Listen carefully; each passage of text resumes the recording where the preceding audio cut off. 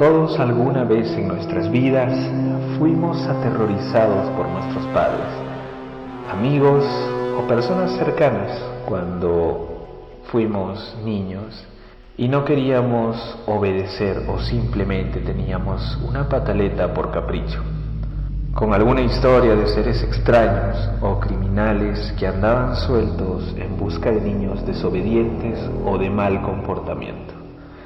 El final siempre era el mismo: ser llevado, asesinado o quizás simplemente aterrorizado. Pero nada se compara a tener o haber estado a merced de un verdadero asesino. Peor aún, que éste fuera pequeño y más que aparentara ser un amigo para ganarse tu confianza. Este es el caso de Cayetano Santos Godino, mejor conocido como el Petizo Orejudo. Natural de Buenos Aires, nació un 31 de octubre de 1896, sí, un día de Halloween, quien se convertiría en el sociópata y primer asesino en serie de Argentina, además de ser el más joven. Fue hijo de un matrimonio proveniente de Italia y no pudo tener peor influencia para su desarrollo que sus propios padres, Lucía y Fiore. Ya de por sí tuvo problemas desde que nació, ya que estuvo al borde de la muerte por una inflamación del intestino que lo puso en riesgo varias veces. Pero esto no sería lo peor. Como era un gran padre el que tenía, también sufrió golpes y maltratos. Y como toque final a esta sazón de violencia y mala fortuna, su hermano mayor seguiría los pasos de alcohólico para también maltratar al pequeño Cayetano. El pequeño petizo pasó prácticamente su infancia vagando por las calles. Asistió a algunas escuelas, pero era expulsado una y otra vez por no prestar interés en los estudios o simplemente por su conducta violenta y rebelde. Hasta aquí hicimos un breve repaso sobre la vida del futuro criminal.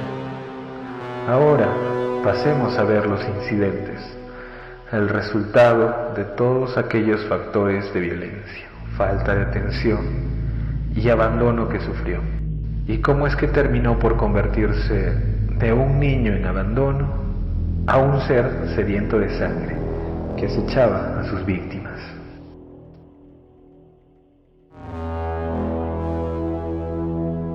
Cuando aún tenía 7 años, se llevó casi a fuerza hasta un terreno baldío a un pequeño de apenas 2 años, llamado Miguel de Paula. Lo golpeó para luego arrojarlo a las espinas, acto que fue presenciado e intervenido por un policía, y no pasó de ser visto como una travesura de niños. Solo un año después, y bajo la misma modalidad, golpeé en la cabeza con una piedra a una bebé de 18 meses de nombre Ana Neri. De igual manera, se vio frustrado por un policía, pero por su edad quedó libre e impune. Casi un año después, el 29 de marzo de 1906, cometería su primer asesinato, contado por el mismo Cayetano. Tomó a una niña de 3 años, la condujo a un terreno baldío y trató de estrangularla. Como no lo logró, la enterró viva en una zanja que cubrió con latas. Esto no se supo hasta muchos años después, cuando el mismo asesino confesó. Incluso la policía ratificó la denuncia por la desaparición de María Rosa Feis y que en el lugar del crimen ya había una construcción. Aún en 1906, y con el crimen solo en su cabeza, fue denunciado por su propio padre al descubrir que éste asesinaba a sangre fría aves y las guardaba cual trofeos escondidos bajo su cama. El padre declaró ante el comandante que el pequeño no mostraba mejora ante la represión paternal y pidió que se le recluyera en una cárcel. Y como como era posible en esas épocas, cedió y fue encerrado por 2 meses para luego volver a las calles. Ya 2 años después, en septiembre de 1908, se lleva a Severino González, de 2 años de edad, rumbo a una bodega para sumergir y ahogar al pequeño en una pileta. El dueño del lugar frustra los planes de Cayetano. Este es liberado porque su versión decía que una mujer fue la que llevó al pequeño hasta el lugar.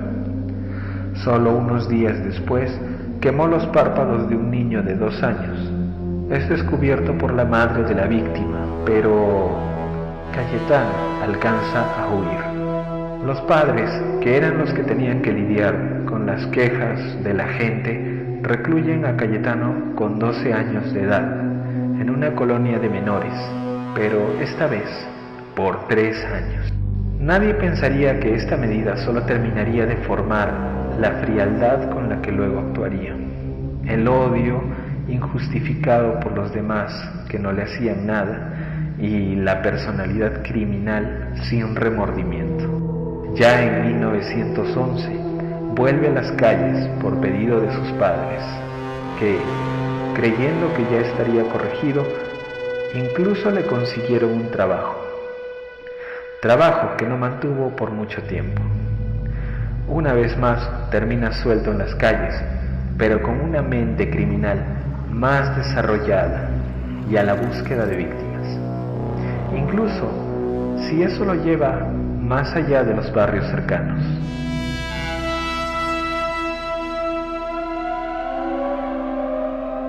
Ya en 1912, Cayetano, que ya se había ganado el nombre del petizo orejudo, se consagraría como pirómano. Provocó un incendio que los bomberos tomarían más de 4 horas en sofocar, y al ser arrestado solo declaró: "Me gusta ver trabajar a los bomberos, es lindo ver cómo caen en el fuego".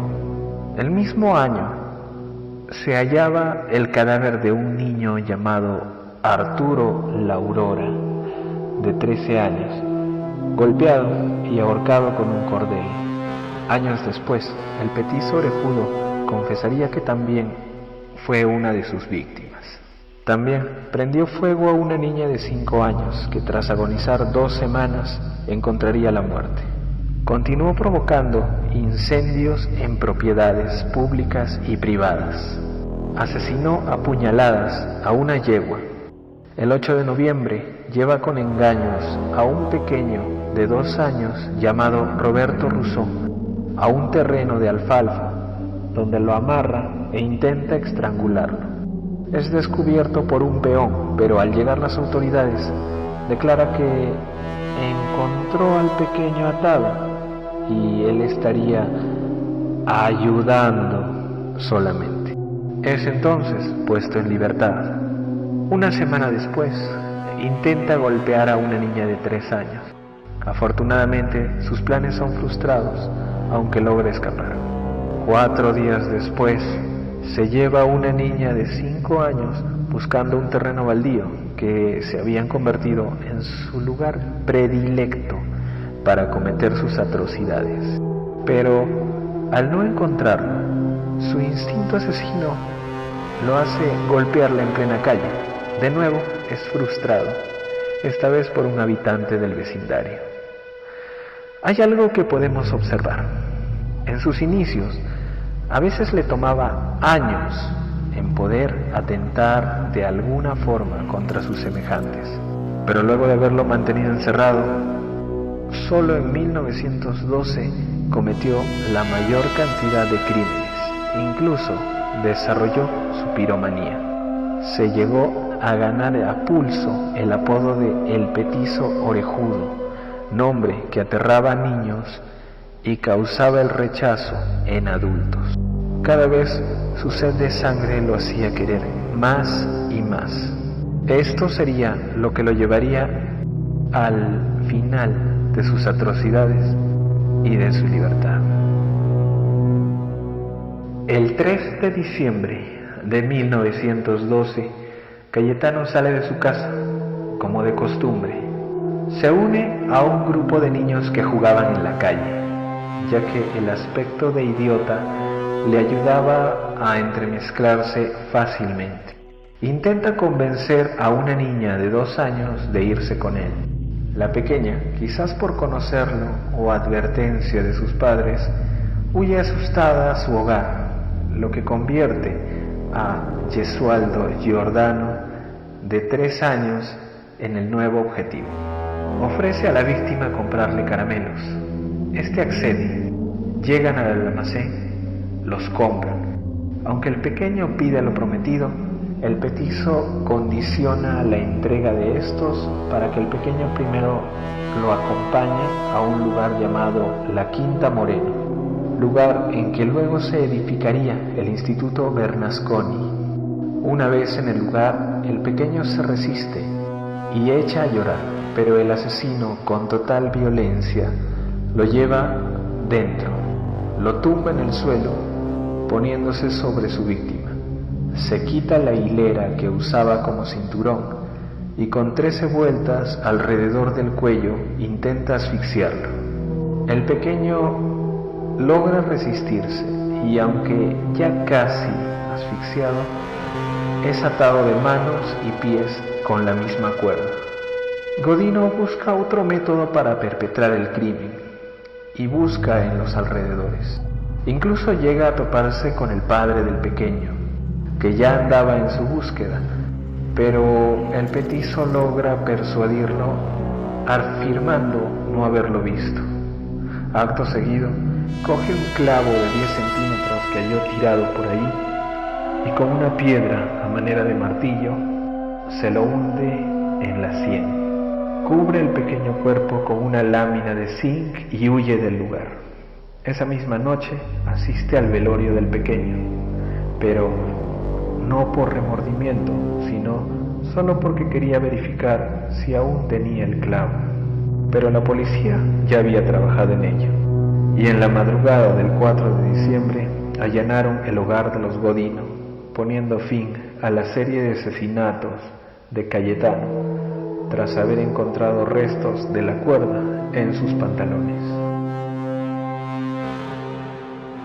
Aún 2 años después, es absuelto por ser considerado penalmente irresponsable, pero recluido en un sanatorio mental como delincuente menor. Allí, lejos de mejorar, ataca a los pacientes inválidos, intentando huir. Por este acto, se decide por fin recluirlo en la Penitenciaría Nacional. Luego de 10 años, es trasladado al penal de Ushuaia, mejor conocida como la cárcel del fin del mundo. Médicos del penal concluyen que la causante de su mente criminal sería la forma de sus orejas, por lo que lo operan para normalizar estas. Obviamente, esto no surtiría efecto alguno. Ya en 1936, el mismo Godino pide su libertad, que le es negada, y permaneció hasta sus últimos días como un recluso olvidado. No recibía la visita ni de sus padres, tampoco comunicación por cartas, frecuentemente maltratado y abusado por los demás presos. Su deceso en 1944 fue un misterio.